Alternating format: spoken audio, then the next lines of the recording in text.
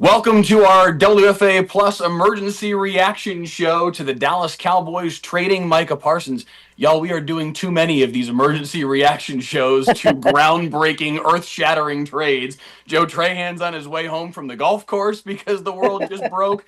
The Dallas Cowboys trading Micah Parsons for a pair of first-round picks and defensive tackle Kenny Clark, a Cowboys front office source confirms.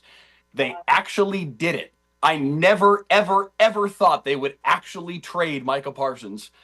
But here we are. Joe, what's your initial reaction as you're just walking off the ninth green? Yeah, listen, it was actually 11, the par three at Maridoe. But there is some shock involved with the fact that they actually did it, right? You wondered how much of this was posturing, how much of this, was Jerry Jones trying to play the media game. How much of this was Jerry Jones trying to soak up the media attention that comes along, with the holdout and with this big time contract negotiation? My gut said that at some point they would get it done. But in the last few days, ever since that final preseason game when Micah Parsons laid down on that training table, again, I don't think it was enough to create a seismic shift. But if there were some people thinking that this could be the way to go, you wonder if this wasn't just the last straw that broke that camel's back. And that's the only way I can really make sense of it. Jonah, what about you? What do you think? I just think it's really, really impressive by Jerry to let his fans down in August instead of waiting till January. Um, he could have given it 4 to 5 more months, but why don't we set the tone for the 2025 season and just let expectations be where they are on August 28th, as opposed to getting fans all worked up throughout the course of the season. I mean, my reaction to this was, what are you doing? I mean, you invest all this money in your quarterback, your top receiver, you bring in a new head coach, and you, in theory, can compete. And instead, you give up one of the best players in the entire NFL. To me, that signals we are not going to compete for crap, and we are really turning our vision toward the future. And sure, there might be it could be the result of a lot of these failed negotiations that got us to this point. Not every trade is because we're looking to the future, but when you give up that quality of player and you're not able to just kind of accept some of the shortcomings that came in the negotiations, sometimes you just got to swallow the pride and get the deal done if you want to compete for Super Bowls. And this signals to me that this team is wholly unserious, more so than it's been the last 29 years. I think of all teams, never, ever, ever would have thought it would have been the Packers either. The team that punted your soul in the playoffs a couple of years ago. Exactly. You could have traded him to anybody, certainly an AFC team. I'm sure the Lakers could have provided a better deal. Well, they only. How about you, Rebecca? What do you gave them one first? I'm sorry, they only gave them one first. But in this scenario, the return is not so bad compared to the Luka trade. We can get into all of that in a minute. Rebecca, what's your reaction as the resident Cowboys fan? I just am thinking, what are sports owners in this town thinking? Are they just trying to demoralize the fan base? Because this is very demoralizing for Cowboy fans. I mean, you have a generational type player, a great player like Micah Parsons. He is a leader in that locker room. And to get rid of him and to trade him, I mean, it's not even like a Herschel Walker trade, which everybody was upset back then. But at least we got Emmitt Smith, Darren Woodson, Russell Maryland, Kevin Smith. We got great people with those draft picks. You get 2 picks and, I mean, I don't understand it. I'm frustrated as a Cowboys fan. Again, I agree with Jonah. We're not even thinking Super Bowl when you get rid of somebody like Micah Parsons. And again, it just reminds fans of like what happened with Luka. Like, it feels like, to me, this got personal with Jerry Jones. It feels like, just like the Jimmy Johnson, when he got rid of a 2-time Super Bowl winning coach, it feels like that. It feels like he got angry about what was happening behind the scenes and traded our best player. Yeah, it feels like Jerry let his money get mad, right? Which is something you're never supposed to do. You're never supposed to do in business, but that's what it feels like. And listen, the way this thing is played out, if Micah did agree to some kind of terms, Jerry should have had the understanding that even if he agreed to some kind of terms, the agent has to have a chance to look it over and at least make it fair, right? And that's, perhaps what we may now not ever know. What were those terms, and, what were some of the details to why it was a non-starter for the agent. And that's the strange part. Obviously, Micah is really the first high-profile Cowboy to ever ask for a trade in this kind of situation. I'm sure that Jerry wasn't expecting that, and who knows how that affected him. But here's the point I want to make, and I want to put the biggest highlighter, bright line, flashing lights on this point. Think about everything that Jerry Jones has put up with players in the past. Think about all the transgressions from a character standpoint that he has put up with. What could Micah Parsons have done to make Jerry so mad when you put it in that light? I mean, we're talking about all kinds of legal offenses. We're talking about moral and ethical offenses. What did Micah do that made him different? And that's what I want to find out. Exactly. He had Greg Hardy, for God's sakes. I mean, absolutely. Among the many. Yeah. My thought is Jerry realized it was checkmate. I earnestly think that Micah sort of put him in checkmate. He played his own game, and Jerry doesn't like to lose deals. So instead he does this trade, which in my estimation, I just kind of look at this, take a step back from the initial reaction of it, from the Cowboys lens. Micah wins huge here. He gets a massive pay increase. He goes to a team that is far closer to competing for a championship than the Cowboys. And he goes especially now after his addition. Yes, exactly. And he goes to a franchise that is, when you think of football lore, you can think about the marketing of the Cowboys, but Lambeau, Micah, you think of, some of the greats that have come through there in Green Bay, Reggie White, obviously. I mean, he's got a chance to really, further etch himself into, NFL history there. And that's a great place to do it. So from my standpoint, Micah, makes out great here, and he comes out victorious in this negotiation. He wanted a trade, got the trade, and while it's probably not the situation, how he wanted it to play out, I don't see how he doesn't lose in this situation. And most importantly, you guys, because of the way this deal is structured, we're hearing that it's going to be a 4-year deal, $188 million, $136 guaranteed. He plays great the next 3 years. He gets another big bite at the apple, which I'm sure is the reason why there was hesitation for Mulugeta with whatever terms were talked about between Jerry and Micah. And, in terms of the financial part of this deal, I think in that aspect, to your point, Jonah, that makes Micah an incredibly big winner in this deal. Well, and tagging on to that, if it is, after 3 years that he would be up for a new deal, he would be 29. And teams often get really, they clam up once they see 30, on the age next to a player. 29, you can, make the case, especially if he has good numbers the next few years. So that'll be something to monitor because, he could be in line for another huge deal. This is according to a source close to Micah Parsons, but also information that has been reported by Yahoo Sports. It was a 5-year deal worth $202 million, $40.5 million per year, the deal that was on the table back in March when Jerry and Micah talked a while back. So now you're talking about a $6.5 million gap between what that offer was and what he's going to make with the Packers. Right. And again, guaranteed money, really close, with another chance to take a bite at the apple. I mean, in terms of dollars and cents, it makes a lot of sense for Micah. Yeah. And I know Cowboy fans don't want to hear that now. Yeah. But I know you don't. But we don't want to hear that. And let me tell you, for me, does that make it better though for Cowboys fans? The fact that it's $47 million a year, does that make this easier to stomach? Because that is a ridiculous number, way above and beyond what every other edge rusher in the league is making now. Like $5 million more. Probably, but he's going to the Packers, man. You're going to see him this year. The team he's going to makes the knife twist, no doubt. Yeah.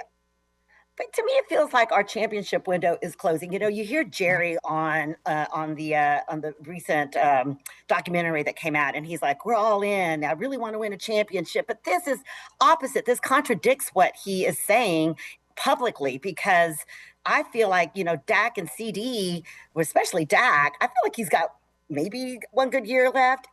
So what are you doing? You're not setting us up for a championship. This is, to me, feels like a rebuilding year instead when you trade off Micah Parsons. I think that sound you hear is the rest of the NFL laughing when you said the Cowboys championship window. Yeah. There was one? Also, I mean, I think at least with these players, yes. Also, the is closing as opposed to been closed for Okay. Yeah. But again, this is kind of really forecasting.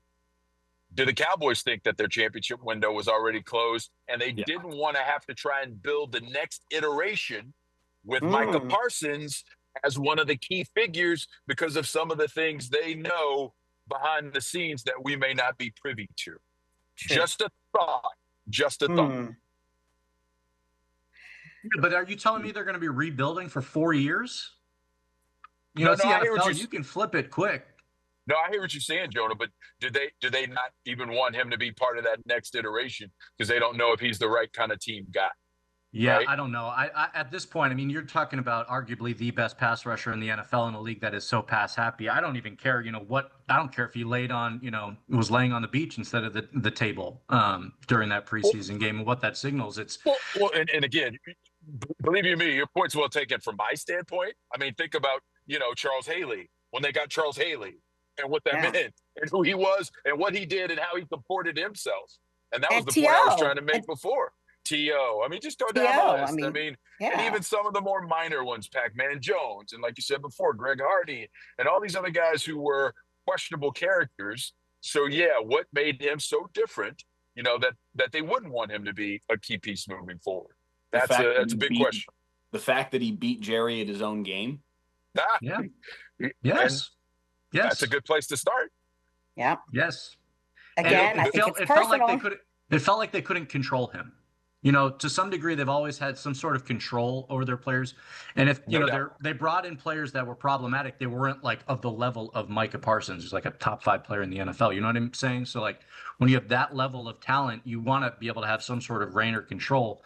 And Micah's just kind of a free bird. He kind of marches to the beat of his own drum. And I wonder if that kind of played a role here.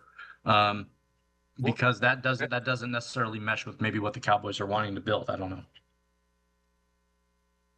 This now puts the Cowboys in a. Sorry, go ahead.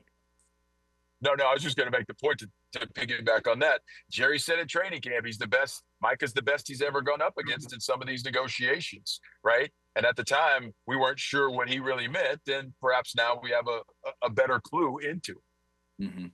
Well, he just said the other day to Stephen A. Smith that he's not trading him. It's just like you can't really believe anything that Jerry says anymore when it comes to any of this. It's all fungible, according to Jerry. It's all fungible. Yeah. Come on. The odds of finding somebody like Micah Parsons again in the next draft is really nearly impossible. That's what's so amazing is they're betting that they're going to do this again. They hit in the draft. They hit this amazing player.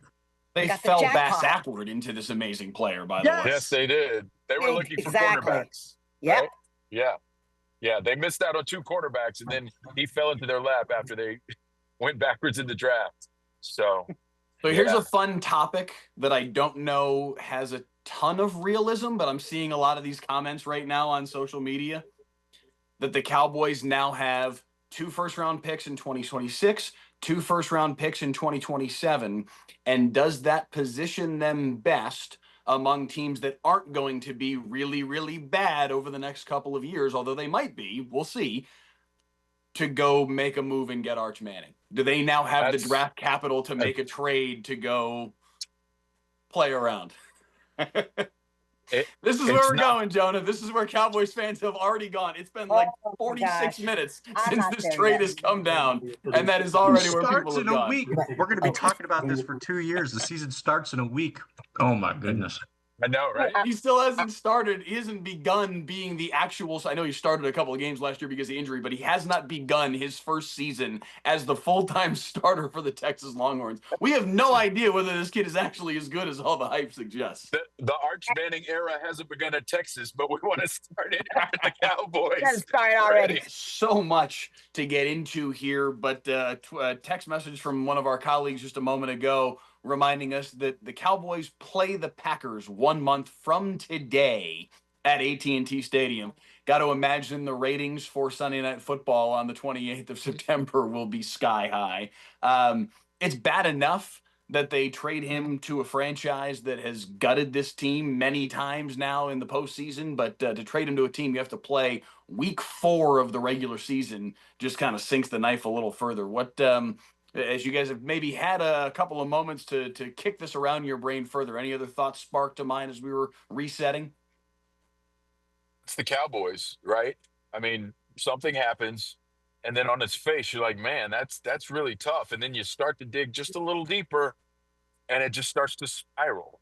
We've just seen it too many times, especially in the last 30 years with the way this organization is run. And it all makes too much sense at this point for those of us who have followed this franchise for a long time. It's just how it goes. And I've said this on countless times, especially when we do our editorials for the morning show. Cowboys fans, you deserve so much better than what you're getting. I feel for you. I don't know how you continue to do it.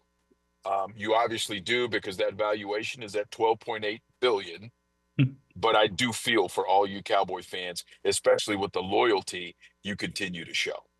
We saw an interesting moment last year at training camp where people started to kind of turn off on this team and stop showing up a little bit. It was only at practices. Once we got to the games, they came back. But we did see a little moment of, and I heard from Cowboys fans out there in California. There's a Southern California Dallas Cowboys fan club that I ran into when the Cowboys played the Rams in the playoffs, whatever that was, 6-7 years ago in LA, the game where the Rams ran all over them.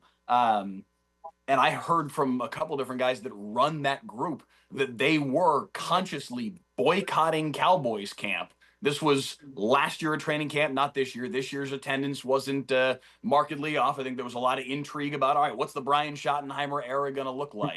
But we've seen in the last 14, 15 months, Cowboys fans at least one time for a moment kind of turn off on this team. You can't help but wonder, the same way we saw with the Mavs fans' reaction to the Luka Doncic trade, will this spark something similar? Will Cowboys fans react to this in any sort of similar way, or are they still going to be right there like they $13 billion worth says they always have been? I don't know, man.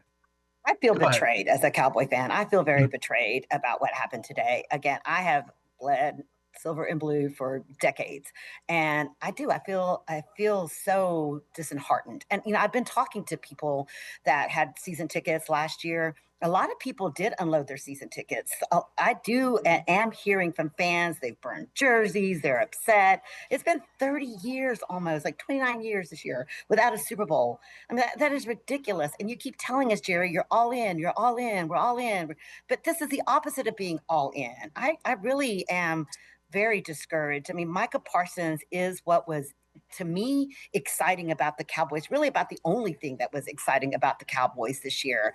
And now that he's gone, I feel like people are going to feel a lot like what they felt when Luka got traded as well. All right, let me follow that up with the question that has to be asked, though, Rebecca. Will you stop going to games? Well, only time I've been going to games recently was when I have a press credential and I'm going to cover them on Thanksgiving Day. I did not buy any tickets last year. Okay. All right, we'll see. We have some change. And I didn't buy any Cowboy gear at all. Okay. So I am. All right. We have to make a stand. We have to take a stand. I agree. Okay, the good. Cowboys will hold a press conference, by the way, tonight at 6:30. Okay. That was just announced. That email just came down in quite literally the last minute. The Cowboys are expected to host a press conference tonight at the Star in Frisco at 6:30 this evening. Will they be selling pitchforks with the Cowboys logo on it outside the stadium? Oh, my God. So what's the scouting report on Kenny Clark? Here we go. Actually, believe it or not, I actually looked, you guys. Kenny Clark used to be a really good player. Three-time Pro Bowler. Yeah. Yeah, he used to be a good player. In fact, he used to be the prototype one technique. Now he is like Pro Football Focus ranks him 28th in the league. So, I mean, they're literally saying just about every team in the entire NFL, has a interior defensive lineman better than Kenny Clark. So, listen, but with the way that interior defensive line for the Cowboys is struggling right now, they could probably use it. It's a good position to add a body, for sure. Yeah. It's the position on this roster to add a body. And he is a guy that's made the Pro Bowl 3 times. To your point, he's not the player that he was. That was 19, 21, and 23. We're a little removed from that. He is now 29. He will turn 30 on October 4th. So that all matters here. But if you were going to pick one position to add somebody, they at least got that part right. But JJ Watt just tweeted, keep refreshing and reading to make sure it's real. No way, is what JJ Watt just said. Look, the only person happy today is Nico Harrison. And Packers fans. He is smiling just a little bit wider right now. My gosh. What if, how the Packers are publicly owned? What if Jerry has a ton of stock and ownership in the Packers? And funny. That, this whole charade for the last 10 years has just been a deep fake, and that, Jerry is responsible for the Packers. Man, don't spin up the conspiracy theories. That is a bridge too far, Jonah.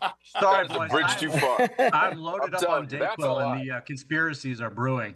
But speaking in earnest here, they need to have age limits with NFL owners. We need it in the Supreme Court. We need it legislatively. We need it in an executive office. I think we need it with NFL owners, because I don't know how somebody in their right mind would make a trade like this. It just makes absolutely no sense to me how you would trade your best overall player on the team for 2 first-round picks that are probably going to be towards the latter end of the draft and a over-the-hill defensive tackle. It is just so mind-numbing, and I think they could have gotten a better deal, but they decided to pull the trigger and trade him in conference. I don't know. I will say this, baffling. just in fairness to, frankly, the elderly. Nico Harrison's a young man and made just as ridiculous a trade 6 months ago. So I don't know that it necessarily has anything to do with how old Jerry is. I do think that this will ultimately be a mistake, because I don't know that they're going to get enough with these 2 first-round picks to make us look back favorably on this deal. Chances are much higher that the best player that comes out of this deal will still be 26-year-old, still plenty of his prime left to go, Micah Parsons. I'll be intrigued to see who they get with those 2 players, but to your point, Jonah, yeah, they will probably be, barring a Jordan Love injury or something of the like, they will probably be 20 plus anyway. They're going to be the early back 20s. half of the draft at the very least. So yeah, it's hard to imagine how the Cowboys win this trade. So I joke about the age limit stuff, but I do think about this every time Jerry, he talks about deals and he tells us all these stories during his press conferences, and he, harkens back to, when he tried to, hash out the Des Bryant contract or the Emmett holdout and all this different stuff. And I just think about, there's a guy who's about to be 83 and he's done a lot of deals. And he's got just a long track record of making deals in various capacities. And while that has brought him so much knowledge and experience, the NFL, to some degree, making those deals, they're not super complex right now. And a lot of teams are able to do it effectively. I look at the Philadelphia Eagles, who, in my estimation, have been the gold standard when it comes to drafting, developing, and then keeping their talent on I would say, very favorable contracts long term. The Cowboys have been the direct opposite, in that at some point, no, it's not going to happen at some point. I think we've kind of missed that boat. But at some point, you would hope that the Cowboys would kind of change how they do things, because it just hasn't been working. We're here every year. They keep saying they're changing, and they just but they don't. Instead, they take one step forward. They nail a great player in the draft, and then they take 3 steps back. Whereas other teams are able to draft, develop, and then, really build toward the future and have a competitive team. I really don't remember the last time the Cowboys had both. A team that could win now, but also was set up for future success. If nothing else, this is a departure from what they've been doing the last several years. We've seen this playbook right up until whatever it was, 3:45 this afternoon, 4:15, whatever it was, and this trade came down somewhere in the last hour or so. Right up until the trade was announced, I never thought they were going to trade Micah Parsons, because I thought all along this was going to continue to follow the Dak Prescott script, the CD Lamb script, the Zeke Elliott script, all of these things. Stretch Smith is trying to call me right now. Our Cowboys analyst is trying to call me right now. Not right now, Stretch. All these times we have seen the Cowboys do this, even going back to Des Bryant, the first summer that I was here. And it was always a deadlines make deals kind of situation. And here we were, approaching finally the deadline. And I think we all thought, okay, they'll push it right up to the deadline. Jerry will squeeze every little drop out of the attention that he can get, and then he'll sign Micah Parsons and off they'll go. Or they'll come to some sort of maybe a Bengals type agreement with Hendrickson like they did last week. Something like that, perhaps, if necessary. Never thought that they were going to trade him, because I thought it was going to follow the same script that we have seen so many times. So if nothing else, I don't know if this is the kind of departure that Cowboys fans wanted, but this is a departure from the norm. Definitely not what we wanted. No, not at all. Departure in the wrong way, right, Rebecca? I kind of feel like what Denzel Washington was saying. Like Denzel Washington probably summed up what all Cowboy fans were feeling when he said, "Look, it is business over football. It is business over winning a Super Bowl. And I don't care how much Jerry Jones says we're going to win a Super Bowl. We're all in. This is the year. Blah blah blah. At the end of the day, the moves that you make is not getting us to a Super Bowl. And I feel like, but you're still one of the wealthiest or the most profitable sports franchise in all of sports. And so you're making billions of dollars, but you're not putting the fans and us first. It is definitely in his pocketbook. You're right, Rebecca. What Denzel said, and it was very eloquent, box office, not Oscar, is what he said. And he also went on to say, all money isn't good money, Jerry. And those two things, really do kind of hit at the heart of the matter, right? Because the popularity of the Cowboys only continues to grow. And it feels as though, and I know it feels for you, Rebecca, on this day, that you're getting further and further away from getting anywhere close to that Lombardi trophy that will, in all likelihood now be 30 years in your rearview mirror as a Cowboy fan. And that's got to be hard to take. And it's bad. It's not good for Jerry Jones. Look, I came here in 1998 fully expecting that I would get to cover a Super Bowl with the Cowboys. And here I am, close to retirement, and I probably will never get to cover a Dallas Cowboys Super Bowl before I retire. Rebecca, that's an all-timer right there. That is an all-timer. The other thing that Denzel said, he ain't thinking about us. He's thinking about his pocket. Yep. That's how we feel. $47 million a year would have been a big old hit to his pocket. Think about it this way also. You think about how many times Jerry's gone on TV, or even his appearance on Landman, and how like owning this team was this family business. It's this thing that he purchased that his whole family can be a part of. And I think about it in another respect of sports teams are something that fans become that family, right? They're also the family. But you have the family that owns the team and does something a certain way, and then you have the fans that support the team. And these two families could not be further apart in what their goals are for that team. And so while it's really, I understand the idea of it's nice. It's a nice story to have a family-run business that is worth $1 bajillion. But at the root of it, it's a sports team that is supposed to win games and win championships to the fans. And they've just fallen short in that regard so many times. And it looks like they're going to be falling short in that regard for more years to come. And so I really feel bad for the fans because they don't have necessarily billions and billions of, valuations to lean on here. They just tune in every Sunday, go to the games, support their team, hoping that they can be victorious. Whereas there's just a family up top that just wants to do things their own way, and they just have to, take it like days like today. When you talk about family, what is Steven's role in all of this? Why doesn't he step up? And because it feels like their philosophies are different when it comes to running the team.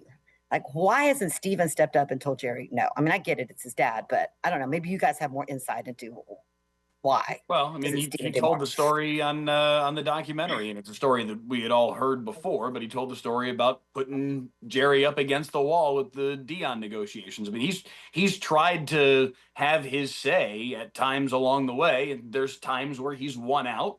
The Johnny Manziel draft decision with Zach Martin is another example of where they've kind of crossed paths and gone in different directions. And there are times where Steven has won out. I don't know, frankly, whether or not Steven agrees with this decision. He might. This honestly feels like a move that he'd be inclined to agree with. Here's my overall take on that, though, Rebecca, when it comes to, and you've heard me say this before in the newsroom, Rebecca, if someone made you upwards of, and let's divvy up the pie of, let's say Jerry Jones is worth $15 million. He's got 3 kids. Well, I'm not going to go into that. He's got, you could figure out the math. You could figure out the math. I don't know what the will looks like. You could figure out that Steven, Charlotte, and Jerry Jr. all stand to make upwards of $4 to $5 billion. Billion with the B, Rebecca, thanks to their father. So how much real pushback are you going to give?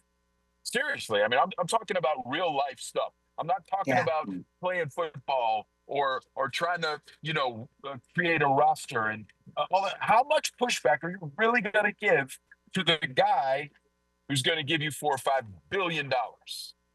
I mean, well, we go back to what Denzel was saying. You guys, but that was directed at Jerry. That's my point. I can't blame the kids. I can't. I mean, that's a bridge too far, because and listen, I know that's a very popular sentiment. Well, when is Steven going to take over and do different? Well, that's not going to happen until Jerry is, not able to do it. I wonder how much the summer's worth of build up to this Netflix documentary, and then the documentary itself, and the romanticizing that was done about the Herschel Walker trade. Does that factor into this in any way, shape, or form? Does Jerry think, hey, watch me work again? Let me see if I can spin something up. Man, that is swinging for the fences, isn't it? Not you, Mike, but that would be Jerry swinging at the fences to try and recreate, just a magical moment in time. Because the truth of that, to kind of follow out that scenario, Jimmy Johnson was so adept at talent acquisition at the time, they probably don't even have in place as good as Will McClay has been in some drafts. They don't, they don't have the wherewithal to even, how good are all these draft picks going to be? We'll see. Because listen, I mean, we do know this. They don't know how to draft defensive linemen. We know that without a shadow of a doubt now. So, I mean, I hear you. And we all know that Jerry does like to try and recreate the past. So I think you're onto something there. But I just think, man, that would be, wow, talk about swinging for the fences for Jerry. Well, plus we're talking about a team that is you know what? Go ahead, because I had something and I lost it. So go ahead. I was going to follow that up with this, though, because I think you do bring up a good point in terms of the Netflix documentary with Jerry having watched it, because I think there are a couple of things that came out of it. I do think there was a realization on his part that when he was doing things by the seat of his pants, as he admittedly did, that there were times when he really screwed up, right? And I think, when after he lets Jimmy Johnson go, and then he's in bed with Jean, and she's like, "You just can't You just can't leave well enough alone, Jerry, can you? You just can't leave well enough alone. So I think he had some thoughts about, those things and really not doing his level best at all times. But I also think this, you guys, there were times when Jerry made controversial moves and everyone was against him when he got rid of Tom Landry and when he made the Herschel Walker trade, and they ended up in 3 Lombardi trophies. And he's never going to forget that. So I think all of the, when we kind of raise our hands up and we are critical of Jerry Jones, it makes sense to me now more than ever how all of that stuff just rolls off Jerry's back. I don't agree with it. I think he's gotten out of touch the further we get away from those championships.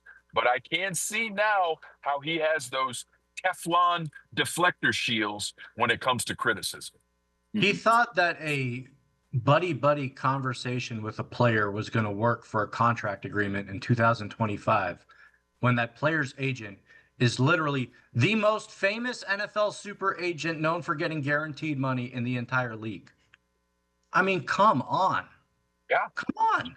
I mean, at some point, there has to be some sort of self-awareness of maybe this isn't how a deal should get finalized or done. I don't care that the player wants to engage in that conversation. You're 82 years old. You've done a lot of these deals with players. You know how the game works. It just I'm not seems sure. silly. I'm not sure that anybody. It's hard though, Jonah, because remember, Zach Martin, how'd that deal come to pass? Right? That's 2 years ago. It was Jerry and Zach talking. Right? This is kind of how Jerry has done business. Dak Romo, yeah. Yeah. Yeah, he tried to do it with Romo. That clip is circulated on social media with Parcells and Jerry when they tried to kind of squeeze Romo and say, take this or we're not going to play in. Romo very definitely said, no. I need more than that because I need, some guarantee that I'm going to be the guy who plays. Mm-hmm. So, but Jonah, Jerry has still done it that way for better or for worse. And I do think Dak stood up to him, though, and he said, listen, you're going to have to go through my agent. And Dak took the next step last training camp of saying, hey, listen, if I don't end up playing here with the Cowboys anymore, so be it. I'll have to go somewhere else. And then a few weeks later, they signed him to the richest NFL contract ever.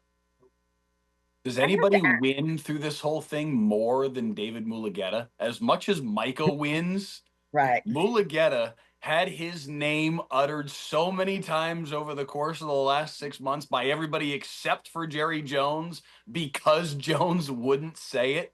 I mean, Jerry served this up on a silver platter for David Mulugheta to become even more powerful than he already is, because how many guys around the league are going to watch the way that this all went down and go, I want that dude?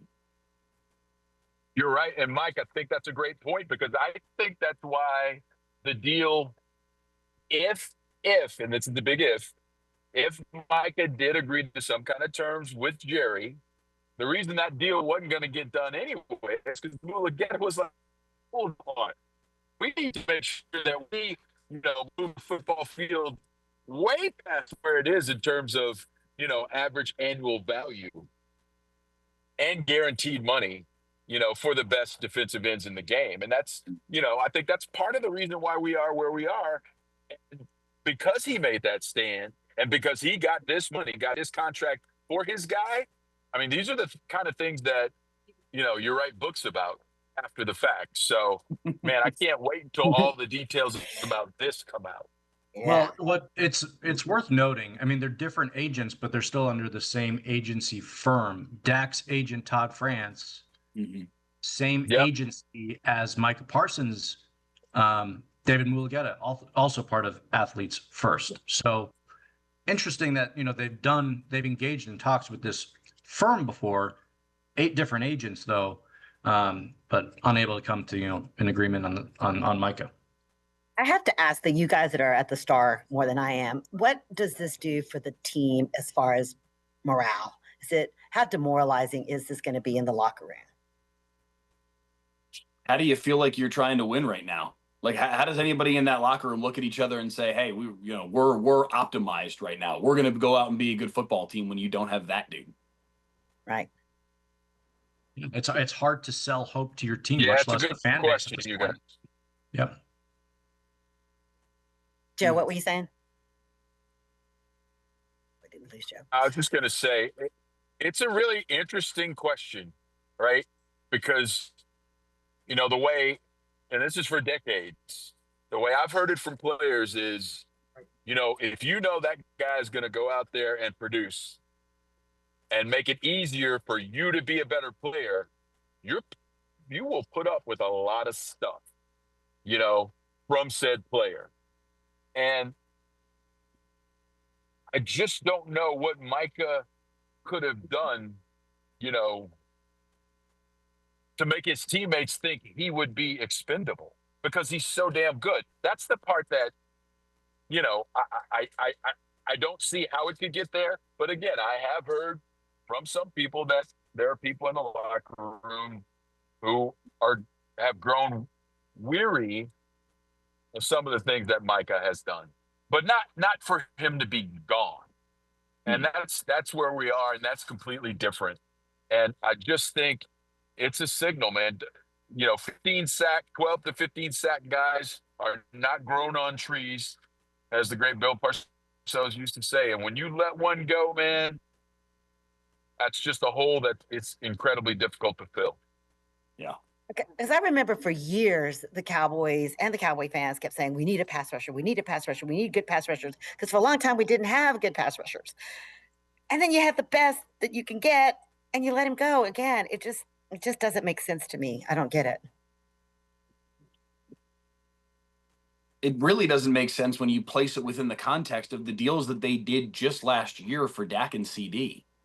Like this does not compute with the timeline that they were trying anyway to claim they were on from the standpoint of competing. If you're going to go sign your quarterback to a $60 million deal and have him be the richest player in the NFL, CD bumping right up against the very top of the list on the wide receiver chart, then why are you hitting the reset button on the defensive side of the ball and trading away the best pass rusher in the game for two future first-round picks, where that move makes it look like you're trying to restock the roster? It doesn't make sense. That's where it just seems like this deal was personal and not necessarily when it comes to roster construction, right? Because to your point, Mike, I totally agree. Like, you don't go out and pay your quarterback and receiver all that money just to say, we're not going to be productive on the other side of the ball. I mean, it just feels like feelings got hurt, and maybe to the point that they couldn't be repaired, which is surprising because knowing the Cowboys, it feels like, it's just a game all the way up until, week 1 of the season. But yeah, I mean, listen, I give Mike a lot of credit. He could have held out. He could have flown to Cabo like Zeke did 6 years ago. He showed up to camp. He was there. Now, he wasn't like the most enthusiastic and, with pom-poms, but he was there, which is, more than a lot of guys do, when they're hoping for a new contract. And he was taking part in the walkthroughs to get the mental reps and during be day at minicamp. least... I'm watching this guy who's under a supposed hold-in, going through drills because he just wants to play that badly.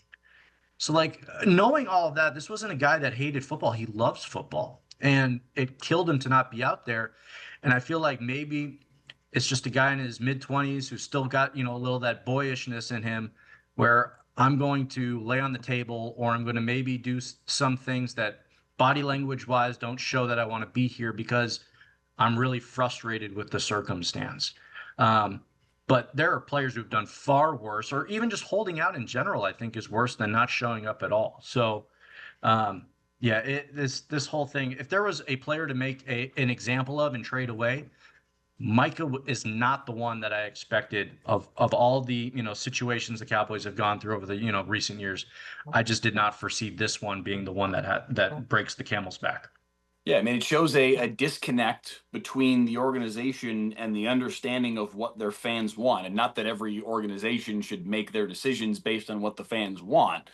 But if you were to poll Cowboys fans over the course of the last couple of years, which Cowboys player that they are in a contract squabble with would you most want traded?